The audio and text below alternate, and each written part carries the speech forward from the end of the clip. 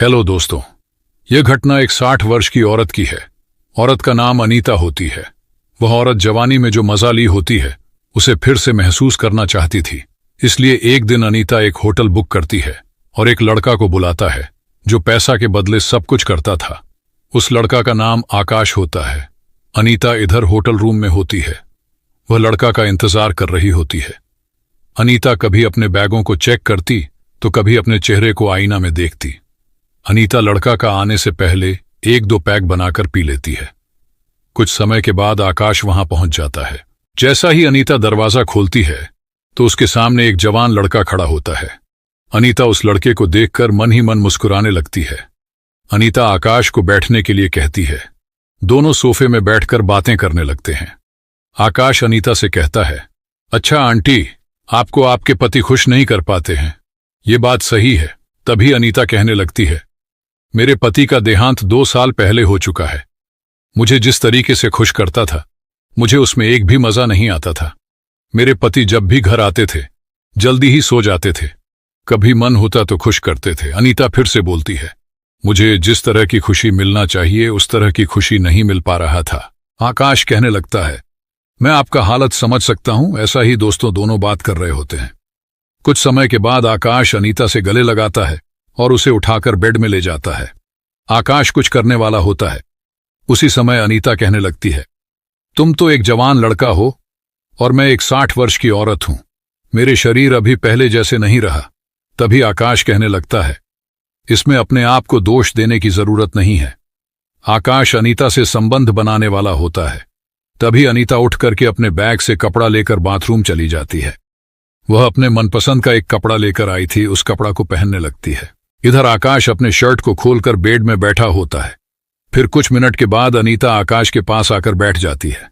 फिर दोनों संबंध बनाने लगते हैं। कुछ मिनट के बाद दोनों बेड में बैठ जाते हैं। अनीता कहने लगती है, मैं अपने पति से जितना खुश नहीं थी उतना आज मैं खुश हूं। ऐसा खुशी मुझे कभी मिला नहीं था। तभी अनीता उठकर के दोनों के लिए 2 पैक बनाने लगती है। उस वक्त दोनों सोफे में बैठकर दारू पीने लगते हैं। तभी अनीता अपने बारे में फिर से बताने लगती है, मैं एक प्रोफेसर हूं। मेरा एक बेटा और एक बेटी है। दोनों मुझे बिल्कुल पसंद नहीं करते हैं। तभी अनीता आकाश से पूछने लगता है, आकाश तुम भी अपने बारे में बताओ। आकाश बताने लगता है, मैं अपने आप का मालिक हूं, जो मुझे अच्छा लगता है वही मैं करता हूं। तभी अनीता के फोन में कॉल आ जाता है। अनीता फोन में बात करने के बाद आकाश से कहता है, मुझे अभी अर्जेंट काम के लिए जाना है। मैं तुम्हें अभी पैसा नहीं दे रही हूं, शाम को मिलते हैं, उसी समय मैं तुम्हें दे दूंगी। इतना कहकर के अनीता अपने काम के लिए निकल जाती है। जब शाम होता है तो अनीता फिर से वापस आती है। अनीता दरवाजा खोलती है तो उस वक्त आकाश अपना एक्सरसाइज की प्रैक्टिस कर रहा होता है। अनीता हंसते हुए कहती है, अरे आज तो कुछ ज्यादा ही प्रैक्टिस कर रहे हो। तुरंत ही अनीता नहाने के लिए बाथरूम चली जाती है। कुछ देर के बाद अनीता बाहर आती है। उस दिन की तरह दोनों पैक बनाकर पीने लगते हैं। अनीता बोलती है, आज मैं कुछ लिस्ट तैयार किया हूं। इस लिस्ट में जिस तरह है उसी तरह से हो दोस्तों। उस दिन की तरह वे दोनों संबंध बनाने लगते हैं। काफी देर तक संबंध बनाते रहते हैं।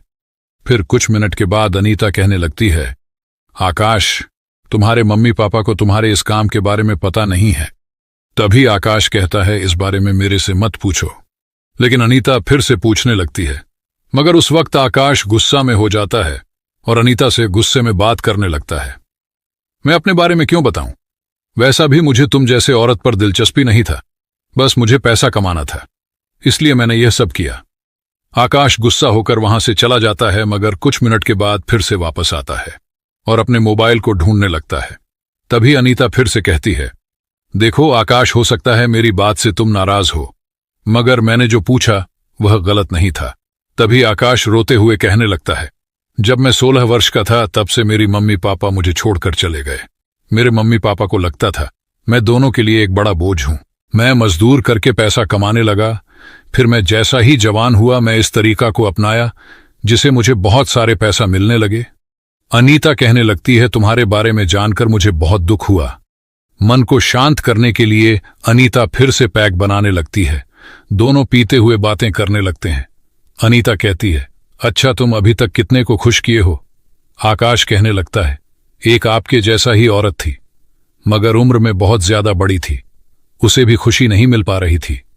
एक दिन मैं वहां जाकर खुशी किसे कहते हैं उसके बारे में बताया।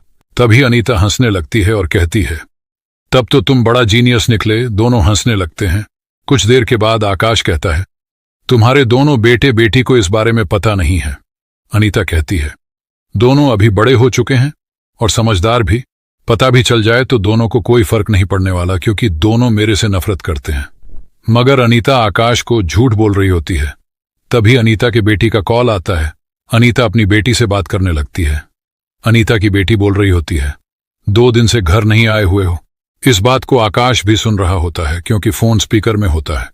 तभी आकाश कहता है, अभी तो आपने कहा कि दोनों से बात बनती नहीं, फिर ये किसका आवाज है? अनीता कुछ बोलती उससे पहले ही आकाश उठ करके वहां से चला जाता है। कुछ दिन के बाद अनीता आकाश के पास कॉल करती है और झूठ के बारे में सब कुछ बता देती है। एक दिन अनीता फिर से आकाश को बुलाती है। आकाश वहां पहुंचता है और दोनों खूब पीने लगते हैं।